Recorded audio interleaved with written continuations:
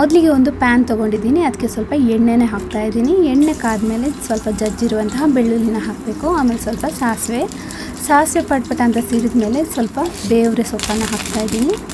ಆಮೇಲೆ ಸ್ವಲ್ಪ ಉದ್ದಿನಬೇಳೆ ಸ್ವಲ್ಪ ಕಲರ್ ಬಂದಮೇಲೆ ಒಂದು ಈರುಳ್ಳಿನ ಸಣ್ಣ ಕಟ್ ಮಾಡಿರೋದನ್ನು ಹಾಕ್ತಾಯಿದ್ದೀನಿ.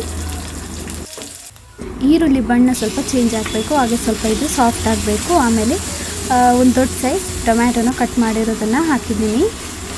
ಇದು ಅಷ್ಟೇ, ಟೊಮ್ಯಾಟೊ ಕೂಡ ಸ್ವಲ್ಪ ಸಾಫ್ಟ್ ಆಗೋ ತನಕ ನಾವು ಇದನ್ನು ಹೀಗೆ ಬೇಯಿಸ್ಕೊಳ್ಬೇಕು.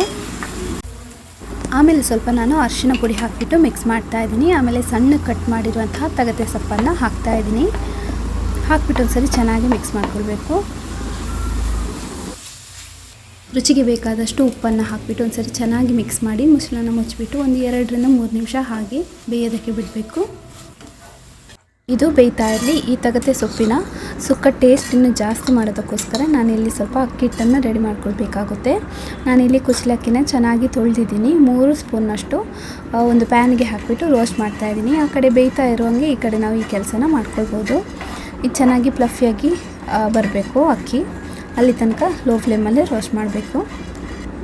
ಇದೀಗ ರೆಡಿಯಾಗಿದೆ. ಇದು ತಣ್ಣಗಾದ್ಮೇಲೆ ನಾವು ಇದನ್ನು ಪುಡಿ ಮಾಡಿ ರೆಡಿ ಮಾಡಿ ಇಟ್ಕೊಳ್ಬೇಕು.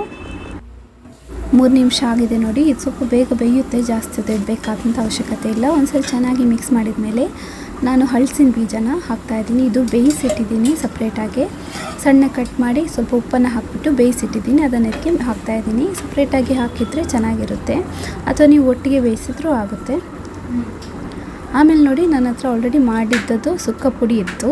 ಒಂದು 3 ಸ್ಪೂನಷ್ಟು ಸುಕ್ಕ ಪೌಡ್ರನ್ನ ಹಾಕ್ತಾಯಿದ್ದೀನಿ. ನಾವು ನಾರ್ಮಲ್ ಪಲ್ಯಕ್ಕೆಲ್ಲ ಯಾವ ಥರ ಪುಡಿ ರೆಡಿ ಮಾಡಿರ್ತೀವಿ ನೋಡಿ, ಅದೇ ಥರ ಮಾಡಿಟ್ಟದ್ದು ಇದಕ್ಕೆ ಸೇರಿಸ್ತಾಯಿತ್ತು.